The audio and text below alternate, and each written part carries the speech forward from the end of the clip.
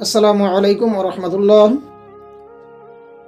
পবিত্র রমজানুল মুবারক মাসে রোজা রাখা অবস্থায় চুল, নখ, গোঁফ কিংবা গুপ্ত পশম কাটা সম্পর্কে অনেক ভাই জানতে চাই।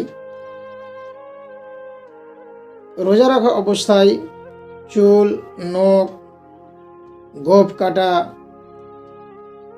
প্রয়োজন হলে অবশ্যই কাটতে হবে, এতে রোজার কোনো অসুবিধা নেই।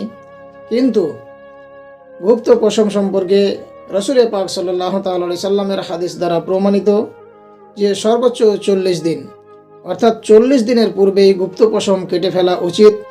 অর্থাৎ আপনার রোজা হোক কিংবা অন্য যে কোনো মাসে যে কোনো দিনে হোক, 40 দিনের পূর্বেই আপনাকে গুপ্ত পশম কেটে ফেলতে হবে, গুপ্ত পশম কেটে পরিষ্কার করতে হবে।